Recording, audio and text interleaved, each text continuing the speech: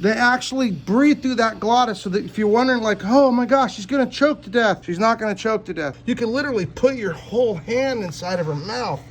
Okay, what we got here is probably one of the biggest boas I've ever seen. It's skinny, and somebody dropped it off because it wasn't eating for them, and they wanted us to give it 110%. So I'm gonna try to give it a little bit of a head start. This is a Guyana boa, and it must be pushing 12 feet long. Look at the head on this beast. So we're gonna actually try to do is force feed it. I haven't had it very long, but its body's obviously thin. It is just giant.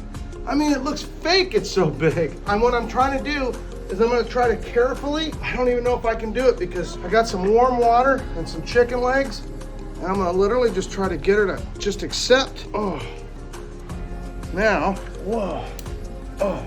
Unfortunately, I can get really bit really bad doing this, but how else am I gonna possibly get her enough weight and strength to eat regularly? So there's what I wanna do. So I'm gonna literally, boom. Now I'm gonna chain feed her about 4 or 5 of these. This snake here can eat a 50, 40 pound pig, I would say, without any problems. The question is, will she resist it? So she's kind of trying to fight a little bit. Man, but at the same time, she may just start crawling and swallow it. So this is how we're gonna try first, is the least amount of being tough with it. So we're just gonna like let her work her way, but I can tell she's kind of tired. She's probably over 40 years old. And so I can't imagine with this snake, if we can get it eating really good, how big it can actually be. She acts like she's gonna probably accept those piece of chicken. I got one all the way down to there now. So boom, chicken's slippery. It's slippery and it's the right shape, and she's so big that it's going right down. Oh, there we go.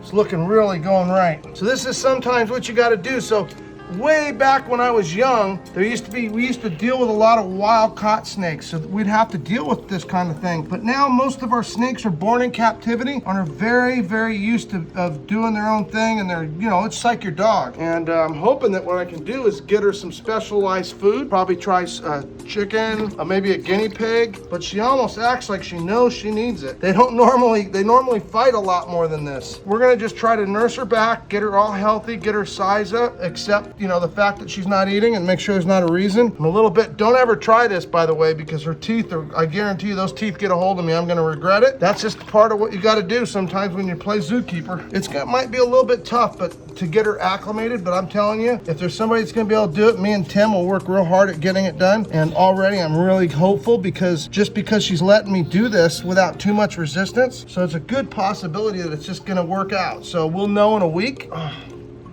Like I said, in real life, this is almost no food. Look at this. You can see how big she is. You can literally put your whole hand inside of her mouth. Oh, remember I told you about those sharp teeth? Ow.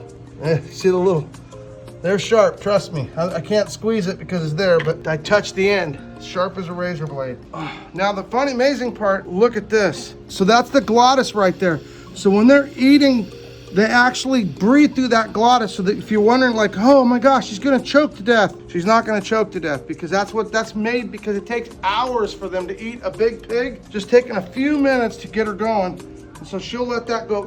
All this just needs to get past this first bend. We've had her less than like maybe 3 days now, 4 days. People who had it said they tried really hard to get her to eat. There we go, see that? So that, she's done. So now she's just gonna crawl. Got a little tiny lump in there for her. Now, the question is, what do you think about this kind of stuff? Is this crazy? The good news is, I guarantee you, there's not a whole lot of people know a whole bunch more ways to do it than us, because we've been doing it for so long. Tim's been working here for 20 years, and I've been working, I don't want to say how long I've been working with him. Tim just gave me a complete update. The people that got this guy got it because it was big and they really excited, right? It was gonna go to the Bronx Zoo. It wouldn't eat and wouldn't get established, so they actually donated us to try to see if we could save it. They've tried chinchillas, they've tried guinea pigs, they've tried live chickens, and you know what?